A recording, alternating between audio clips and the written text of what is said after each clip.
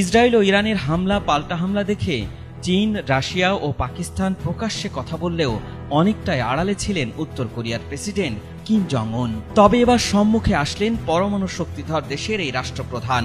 প্রকাশ্যে আসার পরই ইরানের পক্ষে অবস্থান নিয়ে ইসরায়েল ও যুক্তরাষ্ট্রকে দিলেন কঠোর হুঁশিয়ারি। আর এই হুঁশিয়ারির পরপরই কোনো কথা না বলে ছুড়লেন 10টিরও বেশি মাল্টি লঞ্চার মিসাইল।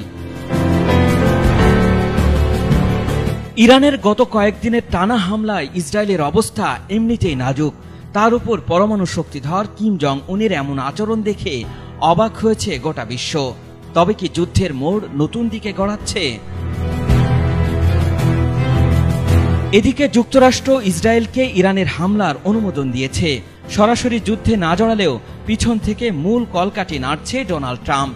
আর এই ট্রাম্পকেই কি হুঁশিয়ারি দেওয়ার জন্য মিসাইল ছুড়লেন কিম জং উন? ইসরায়েল ও ইরানের যুদ্ধে একদিকে ইসরায়েলের পক্ষ নিয়েছে যুক্তরাষ্ট্র, ব্রিটেন, ফ্রান্স, ভারত, অন্যদিকে ইরানের পক্ষে অবস্থান নিয়েছে রাশিয়া, চীন, পাকিস্তান ও উত্তর কোরিয়া। তবে কি তৃতীয় বিশ্বযুদ্ধের মুখোমুখি হচ্ছে সারা বিশ্বের মানুষ? আর মিসাইল ছুড়ে সেই অবস্থানই কি জানান দিলেন কিম জং উন? বৃহস্পতিবার রাজধানী পিয়ংইয়ং এর কাছে সুনান থেকে উত্তর পশ্চিম দিকে 10টিরও বেশি মাল্টি লঞ্চার মিসাইল ছুড়ে পারমাণবিক শক্তিধর উত্তর কোরিয়া। এমনটি জানিয়েছে দক্ষিণ কোরিয়ার সামরিক বাহিনী। জাতিসংঘের নিরাপত্তা কাউন্সিলের রেজুলেশন অনুযায়ী উত্তর কোরিয়া ব্যালিস্টিক মিসাইল ব্যবহার করতে পারবে না। তবে দেশটি এসব নিষেধাজ্ঞা তোয়াক্কা না করেই আবারও একসাথে 10টিরও বেশি মিসাইল ছুড়েছেন, এমনটি জানিয়েছে বার্তা সংস্থা রয়টার্স। এদিকে সরকারি এক ভাষণে ইসরায়েল ও ইরান ইস্যুতে উত্তর কোরিয়ার প্রেসিডেন্ট কিম জং উন বলেছেন, এই যুদ্ধে ইরান একা নয়।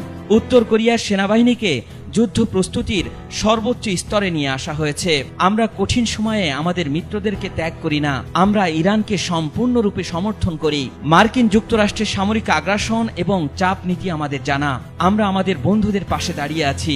আর কিমের এমন কথার পরই অনেকটা চাপে পড়েছে ইসরায়েল ও যুক্তরাষ্ট্র।